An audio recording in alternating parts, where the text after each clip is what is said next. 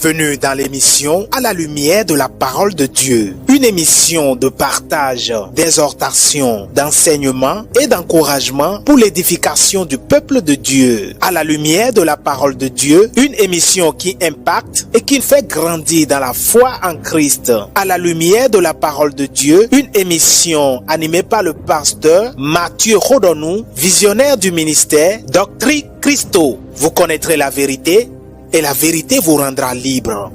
Jean 8, verset 32.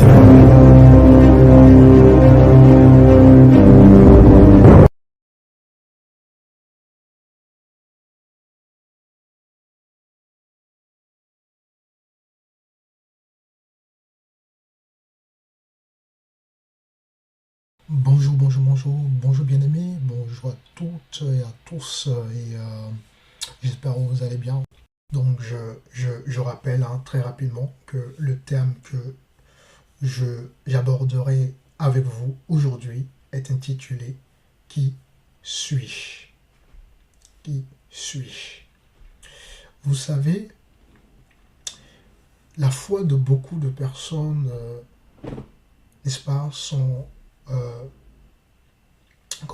est handicapé par le manque, n'est-ce pas, de fondement.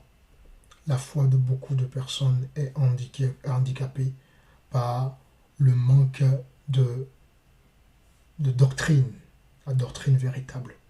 La foi de beaucoup de personnes, n'est-ce pas, est handicapée par le manque de sincérité. Voyez-vous. Et qui suis-je? C'est une question qu'on peut se poser dans des circonstances, qu'on peut se poser dans des situations.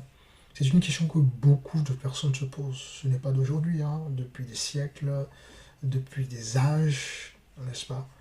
Des hommes se sont posés cette question, dirais-je, existentielle.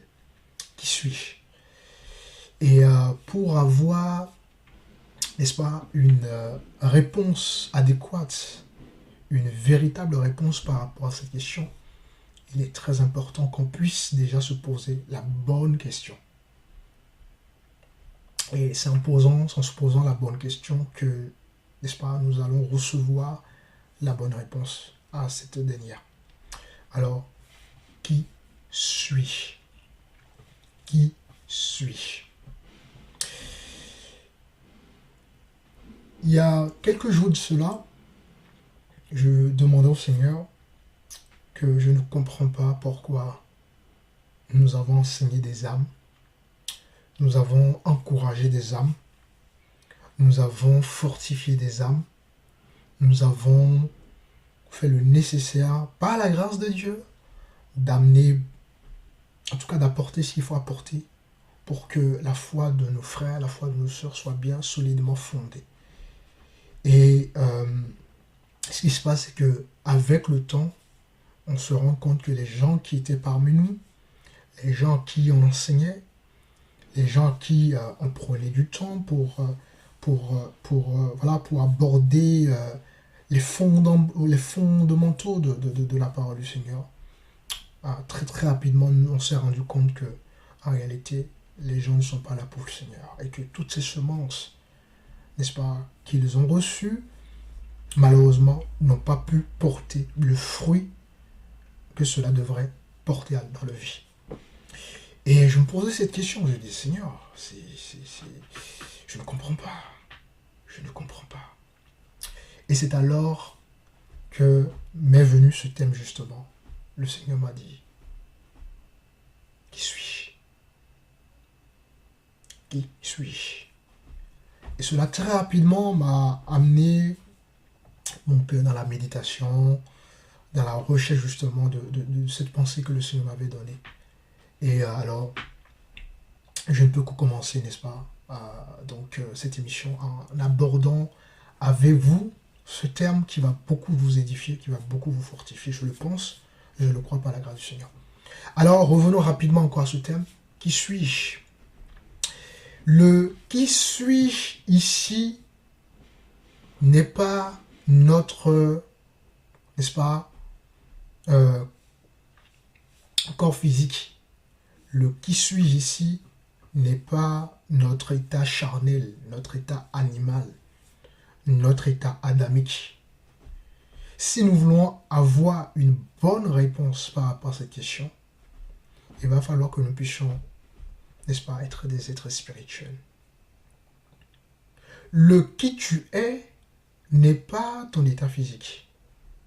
Le qui tu es n'est pas ta profession.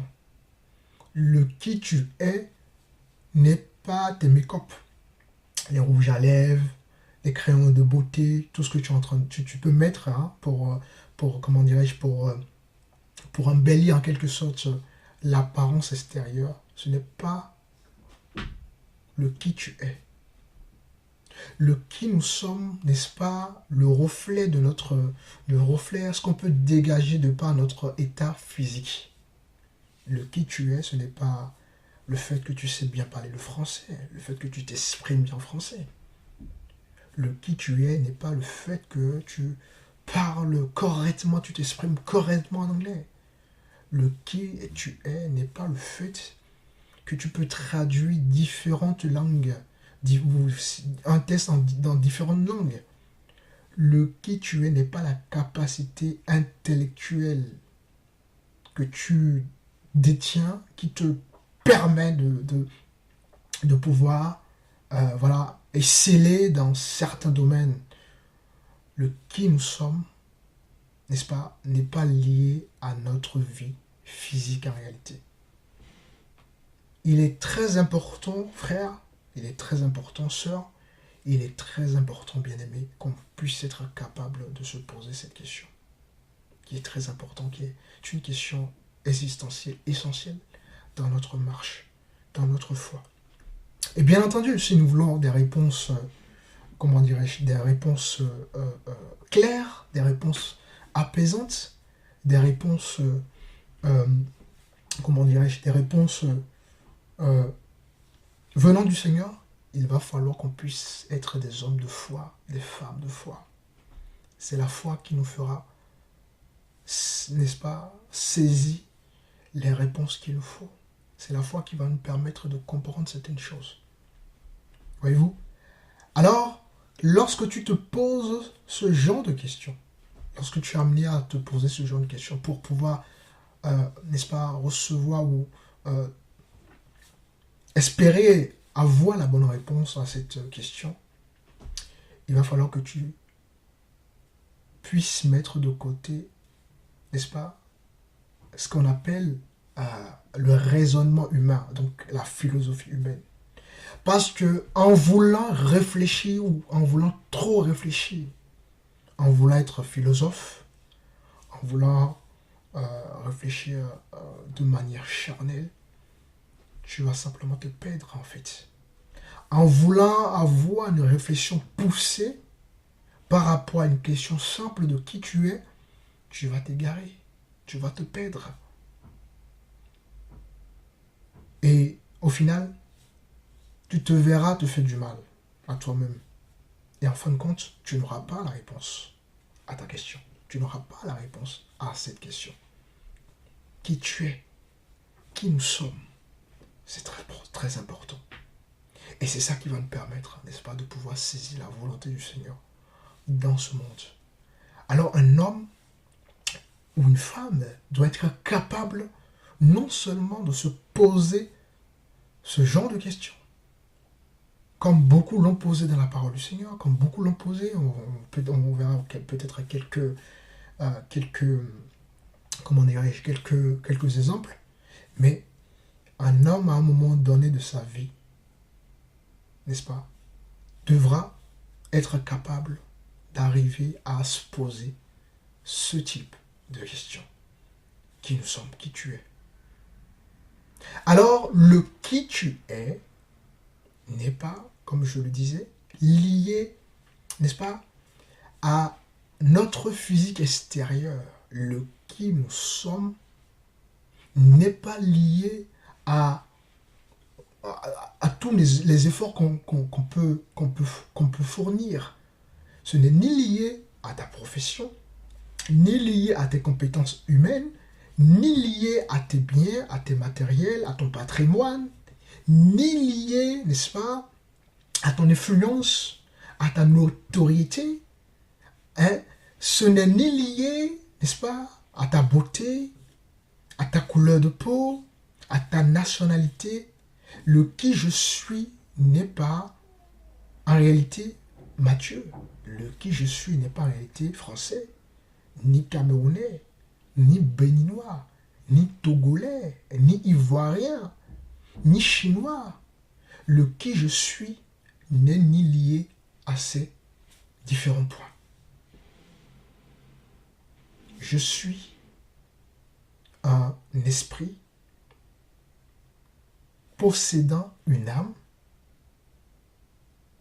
et encore, et à qui Dieu a décidé, parce que comme je dois, le monde physique a besoin, n'est-ce pas, pour qu'il y ait de, comment dirais-je, pour que je puisse interagir avec les autres dans un monde physique, il me faut encore. Alors Dieu m'a donné ce qu'on appelle l'enveloppe corporelle pour que je puisse accomplir une mission terrestre. Voilà le qui je suis. Voilà le qui je suis.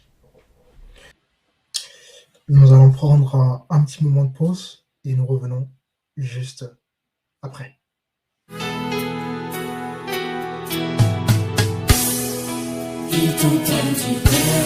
La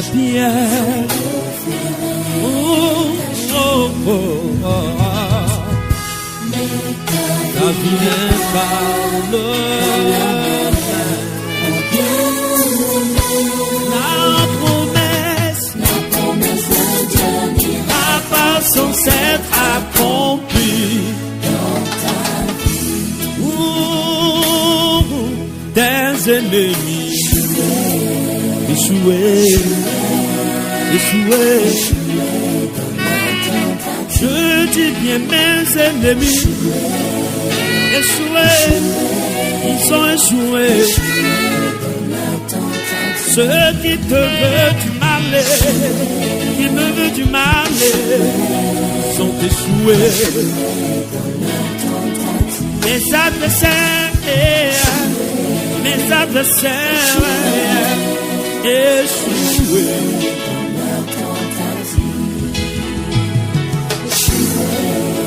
Échoué dans leur tentative.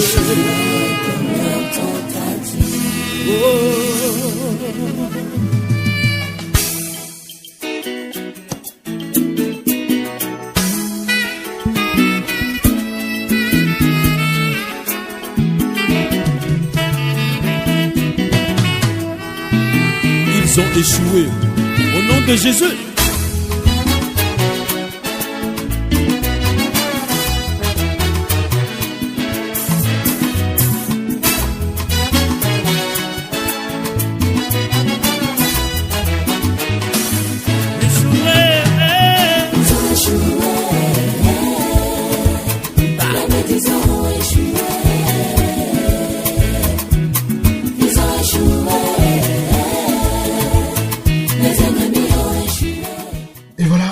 De retour et nous allons continuer donc par rapport au thème du jour, qui suis-je? Alors je disais, je répète, le qui je suis ou le qui tu es un esprit possédant une âme et encore dans le but, pourquoi Dieu t'a donné ce corps? Pour que tu puisses, n'est-ce pas, comment dirais-je, accomplir un but dans ce monde.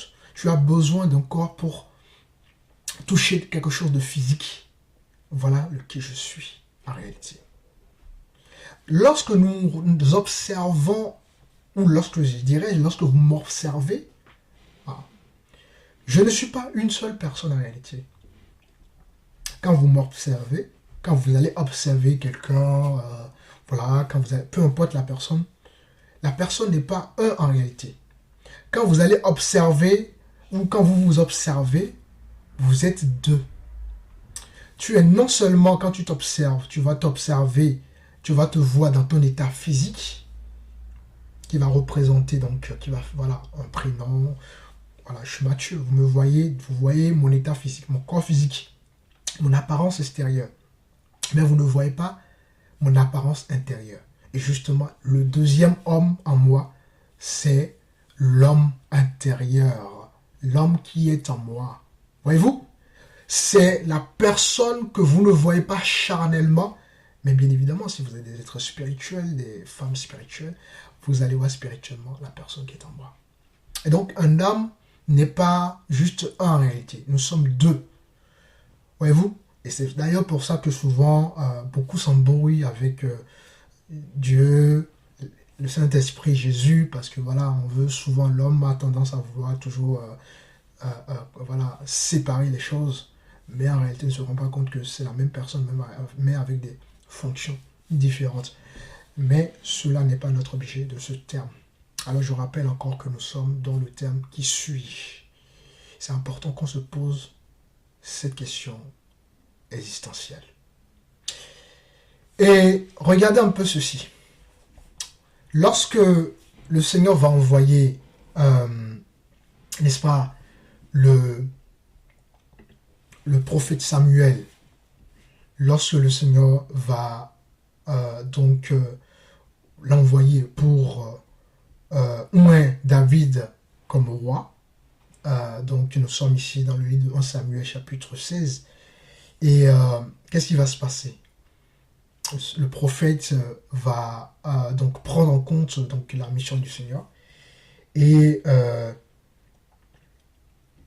il va dans la famille de David, hein, et la première chose, la première personne que ce prophète va rencontrer, c'était Eliab. Eliab qui est l'un des fils d'Ésaïe. Et tout de suite, lorsque ce prophète va voir cet homme, il va se dire en lui-même tout de suite que c'est l'homme choisi par Dieu. Voyez-vous? Qu'est-ce qu'il a regardé? Il a regardé ici à l'apparence. Il a regardé ici à l'aspect extérieur de cet homme. Voyez-vous? Je rappelle, voilà, vous pouvez prendre la parole du Seigneur, c'est très important, tout ce que nous disons, n'est-ce pas? Tout est fondé dans la Bible. Hein. C'est très très important qu'on soit capable de pouvoir prendre la parole et de pouvoir s'instruire de par la parole divine. Voyez-vous? Moi, sans la parole du Seigneur, je ne peux pas vous apporter la vie. Voyez-vous? C'est-à-dire que la parole qui apporte la vie. Donc ne suivez pas Matthieu, mais suivez plutôt les Écritures. Donc ici, je rappelle, nous sommes dans le livre de 1 Samuel chapitre 16. Et voilà. Alors, lorsque vous allez faire la lecture de ce passage ou de ce chapitre, un homme prophète va être envoyé pour David parce que le Saoul avait été rejeté par Dieu. Et ce serviteur-là arrive dans la maison de David, hein, et la première personne qu'il va rencontrer, c'est l'un des fils d'Ésaïe, donc Eliab. Et tout de suite, il dit, c'est l'homme choisi par Dieu. Parce que la Bible nous informe que c'est un homme costaud, en apparence qu'il est beau. Voyez-vous? Il est costaud, il est robuste. Et tout de suite, il s'est dit en lui que c'est l'homme choisi par Dieu. Et qu'est-ce que Dieu va lui dire par la suite? Lui, ayant conclu que cet homme, n'est-ce pas, est certainement l'homme choisi par Dieu de par son aspect physique. Et voilà, il n'a pas pris le temps de discerner l'homme intérieur qui était caché en cet homme. Et le Seigneur va lui dire quoi? Le Seigneur va dire, ne prends point garde à cet homme, je l'ai rejeté. En effet, ce que toi tu peux considérer, ce que l'homme peut considérer, Dieu ne considère pas ces choses. Mais Dieu regarde au cœur. Voyez-vous, lorsque Dieu te regarde, lorsque Dieu nous regarde, Dieu ne nous regarde pas, n'est-ce pas, avec une vue charnelle. Lorsque Dieu te regarde, n'est-ce pas, Dieu ne regarde pas ton aspect charnel. Dieu ne regarde pas tes capacités charnelles.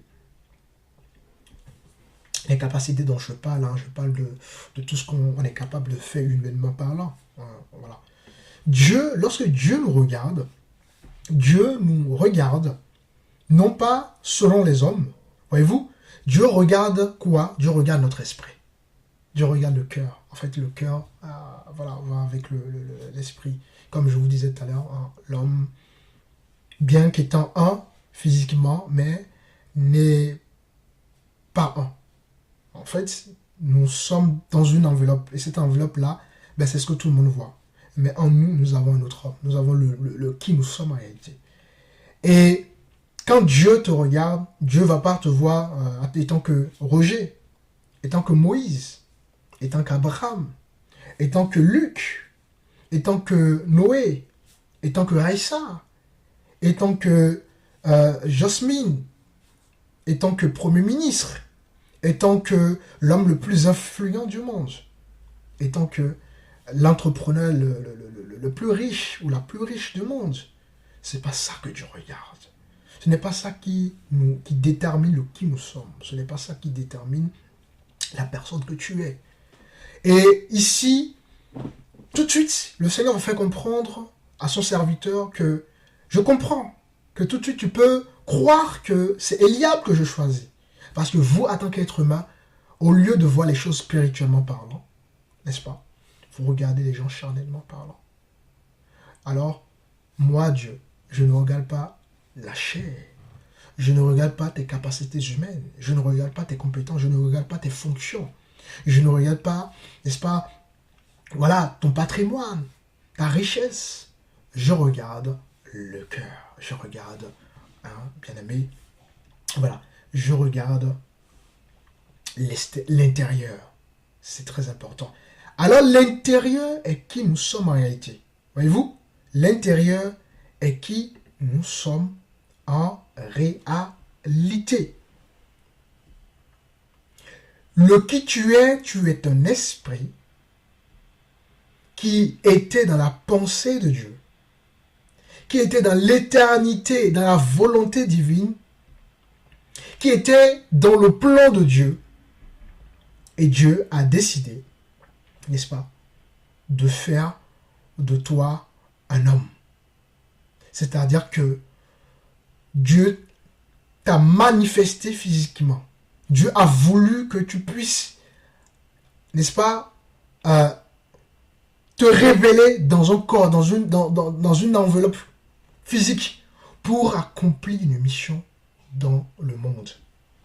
Est-ce que vous comprenez quelque chose? Est-ce que quelqu'un comprend quelque chose? Voilà le qui tu es. D'ailleurs, quand vous allez voir le livre de Jérémie, par exemple, je vous donne des références pour lire par la suite ces références. Et voilà, je vous encourage très fortement à lire ces différents versets, ces références que je vous donne pour voir les choses clairement. Quand vous prenez par exemple le livre de Jérémie, Jérémie chapitre 1, à partir du verset 4, la Bible dit ceci.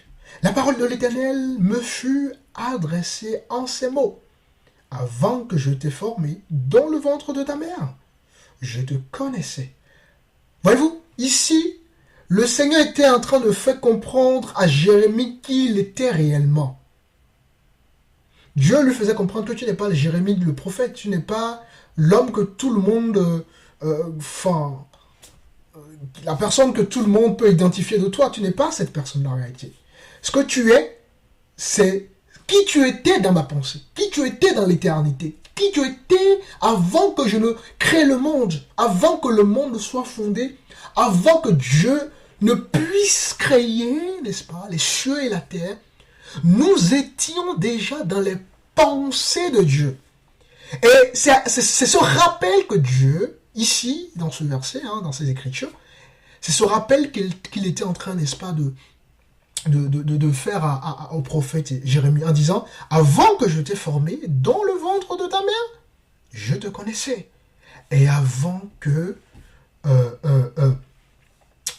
tu ne sois sorti de son sein, je t'avais consacré. » Voyez-vous, Jérémie ici, ses parents ne pensaient pas encore à le concevoir, mais Dieu le connaissait déjà. Ses parents se sont peut-être pas encore rencontrés. Et Dieu le connaissait déjà.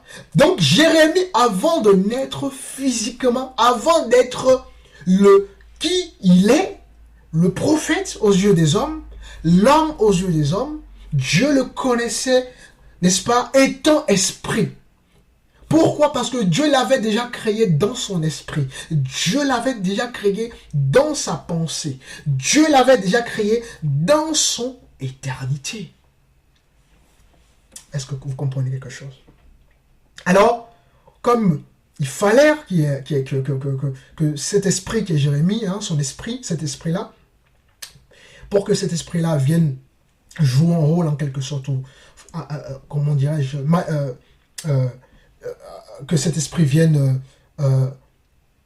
accomplir une mission, Dieu lui donne une âme et Dieu lui donne une enveloppe corporelle. Et c'est ainsi que Jérémie pourrait maintenant, n'est-ce pas, de par le mariage de ses parents, naître. C'est pour ça que la Bible dit que la naissance est un mystère. Voyez-vous, du liquide naissent ou sortent du solide. Ça, ce sont des mystères de Dieu. Est-ce que vous comprenez quelque chose? Ce sont des mystères de Dieu. Amen. Gloire à Dieu. Et voilà. Donc, le qui tu es, mon frère, le qui tu es, ma sœur, n'est-ce pas, ne se réfère pas à ton apparence physique. Si tu veux avoir une bonne réponse à cette question, il va falloir que tu te poses et que tu te connectes de manière physique, spirituelle plutôt. Il faut que tu puisses, la question qu'il faut se poser, c'est une question spirituelle. Et la réponse qu'il faut recevoir, c'est une réponse également spirituelle. Et vous, si tu te vois comme un être physique, un être émotionnel, un être je ne sais pas quoi, tu ne pourras pas, n'est-ce pas, avoir la bonne réponse à cette question. Et en fait, tu vas simplement être un philosophe, tu vas réfléchir humainement parlant, et cela ne t'aidera pas en réalité, tu vas t'égarer. Beaucoup s'égarent de par le fait qu'ils réfléchissent de manière, de par leur intelligence humaine, au lieu de voir les choses de manière beaucoup plus spirituelle. Et voilà de qui tu es. Alors, le qui tu es est ton caractère, en réalité. La Bible déclare que Dieu nous a créés à son image. Voyez-vous, quand on parle d'image ici, on parle du caractère de Christ. On parle de la nature de Christ. On parle, n'est-ce pas, de l'identité de Christ. Alors, le qui nous sommes n'est rien d'autre que des êtres qui sont dotés du caractère de Christ.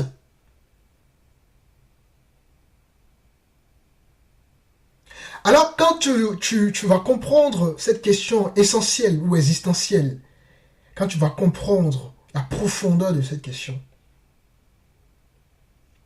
ta foi, ta marche chrétienne, ta vie de spiritualité aura beaucoup plus d'impact, aura beaucoup plus d'influence. Tu ne peux pas influencer si tu ne comprends pas qui tu es.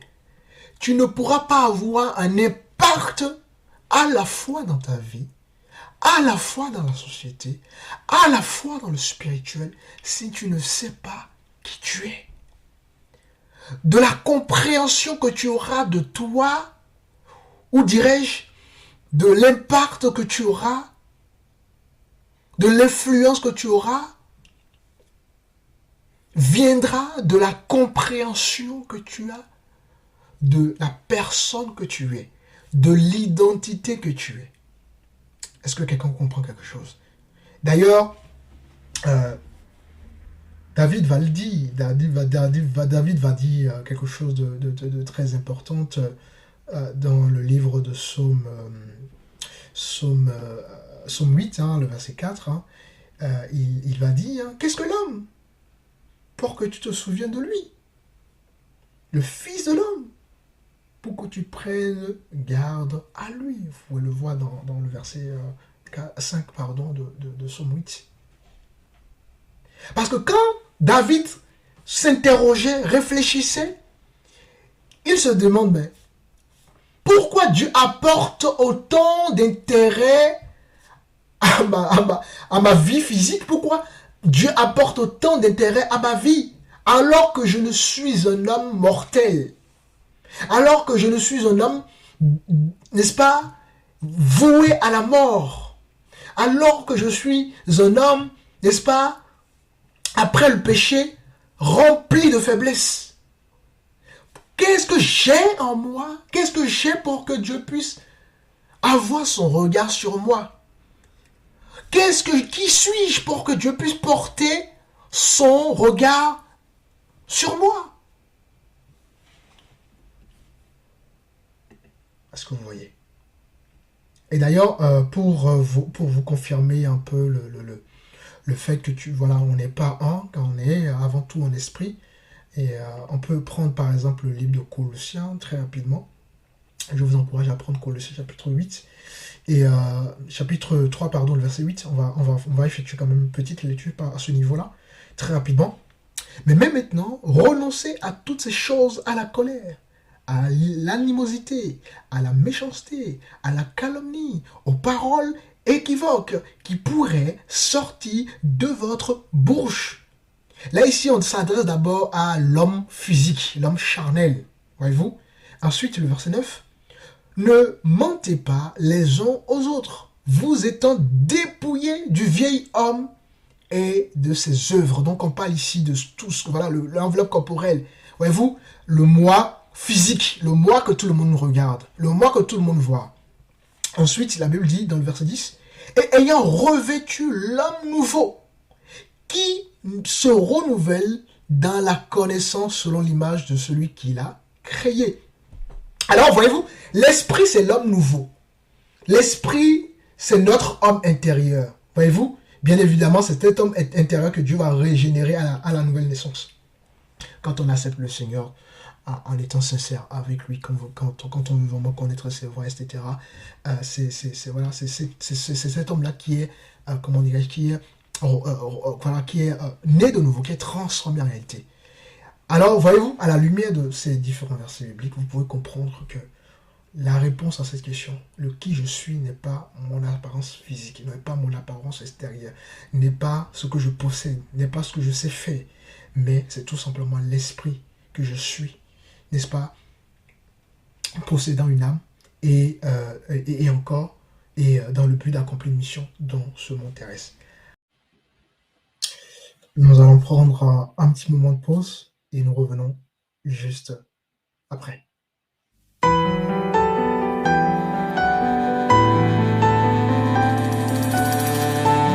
Désormais, nous verrons le ciel s'ouvrir, les anges monter et descendre, puisque Jésus-Christ, tu es l'échelle de Jacob. Il t'a vu, il a vu ton jour. Aujourd'hui, j'aimerais chanter ce chant. Alléluia.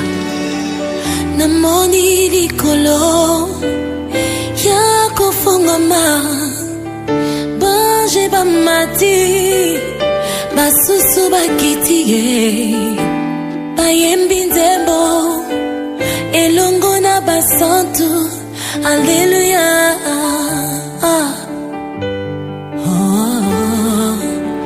Namoni likolo. Nous sommes de retour et nous allons continuer donc par rapport au thème du jour, qui suis-je? Alors je disais, alors à partir du moment où tu as cette réponse à qui tu es, d'accord, tu dois te poser certaines questions pour pouvoir savoir si tu as le caractère de Christ, si tu as le caractère de Dieu. Voyez-vous? Est-ce que tu es cette personne, n'est-ce pas, qui a le caractère de Christ? Est-ce que Dieu peut te faire confiance? Est-ce que Dieu peut compter sur toi? Est-ce que Dieu peut te dire d'aller à gauche et tu vas à gauche, d'aller à droite et tu vas à droite, sans te poser des questions? Si Dieu te dit d'aller à gauche et que tu vas à gauche, si Dieu te dit d'aller à droite et si tu vas à droite, chers amis, alors là, tu as pu réellement compris ta nature et qui tu es. Le qui nous sommes, c'est d'être capable d'obéir à Dieu. Le qui nous sommes, c'est d'être capable, lorsque Dieu nous dit d'aller à gauche, d'aller à gauche. Lorsque Dieu nous dit d'aller à droite, d'aller à droite. C'est ça le qui nous sommes. Et à partir du moment où tu n'es pas capable d'aller à gauche, tu n'es pas capable d'aller à droite, lorsque le Seigneur te dit d'aller à droite, eh ben, en fait, cette réponse n'est pas encore claire dans ta pensée, n'est pas encore claire en fait. Le qui nous sommes, nous devons être capables d'obéir à Dieu. Le qui nous sommes, nous devons être capables de suivre les voies de Dieu. Le qui nous sommes lorsque, voyez-vous, on n'a pas les moyens. Est-ce que tu es cette personne quand tu n'as pas, Dieu ne te donne pas ce que tu veux, quand tu n'as pas les moyens, est-ce que ton engagement dans la prière diminue? Est-ce que ton engagement, n'est-ce pas, dans la crainte de Dieu diminue? Est-ce que ton engagement dans la louange diminue? Est-ce que ton engagement, n'est-ce pas, dans la sainteté diminue? Est-ce que ça diminue? Est-ce que tu es cette personne à qui, lorsque tu n'es pas béni, tu boudes Dieu? Est-ce que tu es cette personne à qui, quand tu n'as pas, voilà ce que tu attends de Dieu, ah ben tu commences par, tu commences par prendre ta foi à la légère, parce que Dieu peut te bénir comme il peut ne pas te bénir. La bénédiction n'est pas une obligation. Voyez-vous, la Bible déclare que Dieu bénit les justes et les injustes. Donc on ne peut pas prendre une bénédiction comme synonyme comment dirais-je, comme si Dieu prouve nos voies, comme si Dieu est d'accord avec nous. Voyez-vous, Dieu bénit qui veut, il peut nous bénir comme il peut ne pas nous bénir en réalité. Alors, la personne que nous sommes, n'est-ce pas, s'identifie de par ces actions que nous sommes amenés à mener. Le qui tu es est caractérisé par le caractère de Christ, est caractérisé par, n'est-ce pas, la pensée de Christ. Est-ce que tu es cette personne à qui, voyez-vous, voilà, Dieu t'appelle à faire quelque chose, bien que la chose pour laquelle Dieu t'appelle, on va dire, est juteuse, et tu trouves ton intérêt, peut-être un intérêt financier, un intérêt, je ne sais pas, et voilà, Dieu te dit, ben, c'est le moment de passer à autre chose. Est-ce que tu es cette personne qui peut obéir et passer à autre chose en mettant de côté, voilà, une situation dans laquelle tu trouves ton intérêt? Est-ce que tu es capable? Si tu es capable d'obéir, n'est-ce pas, à Dieu, en sachant très bien que ta nature physique, n'est-ce pas, a du mal par rapport à ces choses-là, alors tu as compris ton identité. Dieu doit être capable de te faire confiance. Dieu doit être capable de te confier des choses. Hein, pardon. Voyez-vous, c'est ça la personne. Est-ce que tu es cette personne qui obéit au Seigneur? Est-ce que tu es cette personne qui écoute Dieu? Est-ce que tu es cette personne qui suit le mouvement?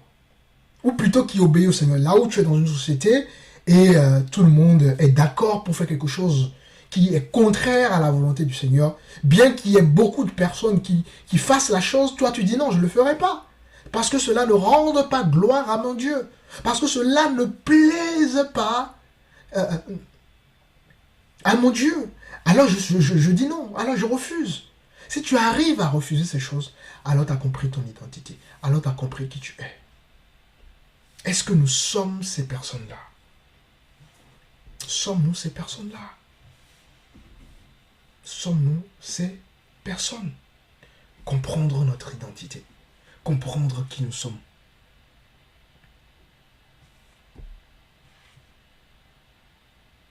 Est-ce que nous avons le caractère de Christ?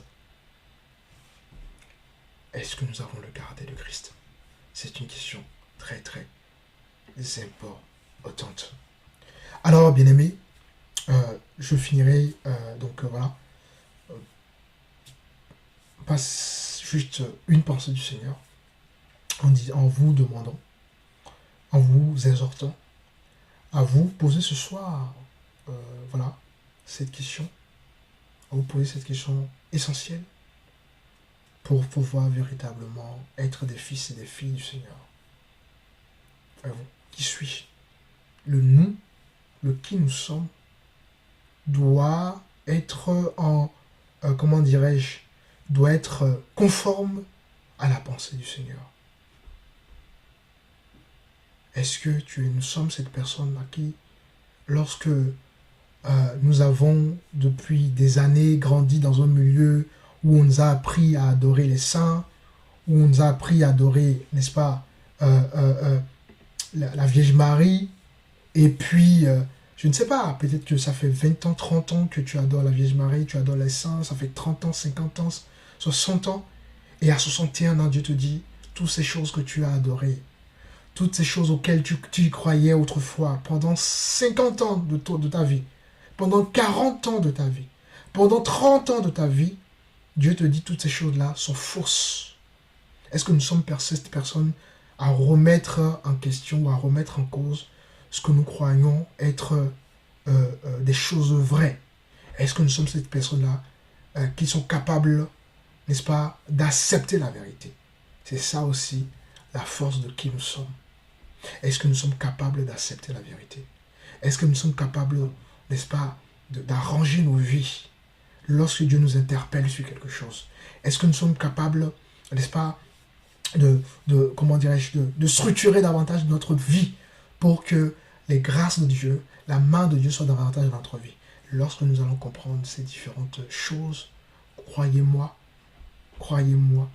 vous allez imparter votre vie, votre entourage, vos familles, et vous serez un modèle dans la société. Alors je m'arrêterai là, sur ce, voilà. J'espère que cet enseignement de ce jour vous encourage.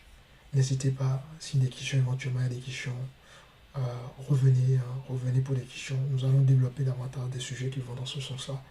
Et pour qu'on comprenne qu'on comprenne les choses que le Seigneur veut qu'on comprenne, et pour qu'on puisse passer à autre chose, à une autre dimension, à une percée beaucoup plus spirituelle dans notre vie. Alors, nous allons prier. Adonai, nous te bénissons.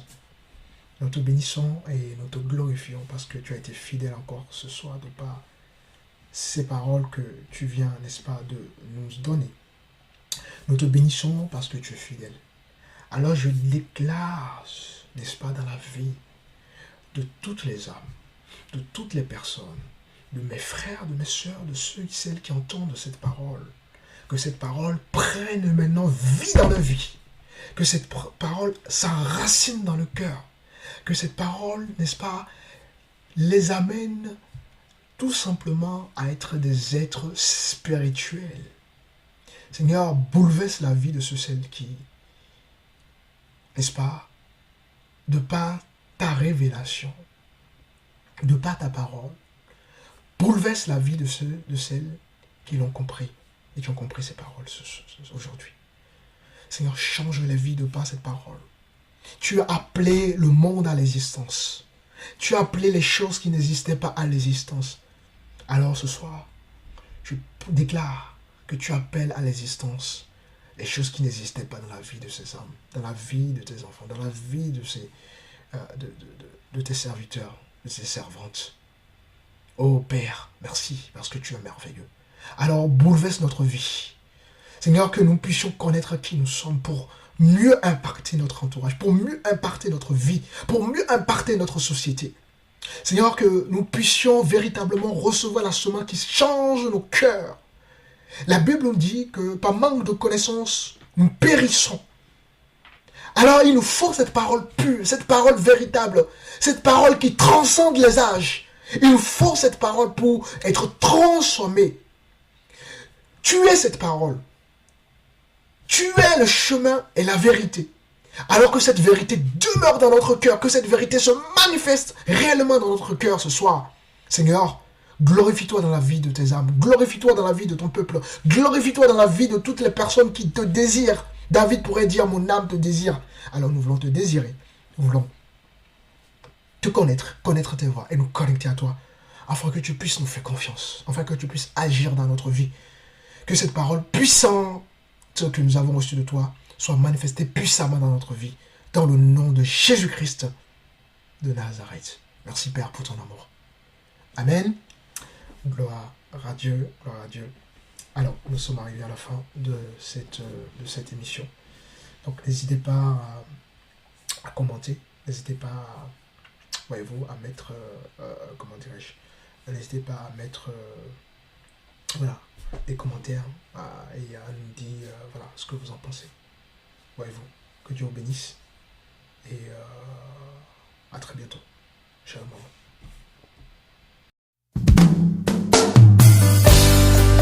Sur cette terre, c'est toi qui règnes. Dans mon cœur, c'est toi qui règnes. Tout en moi reconnaît que tu es grand.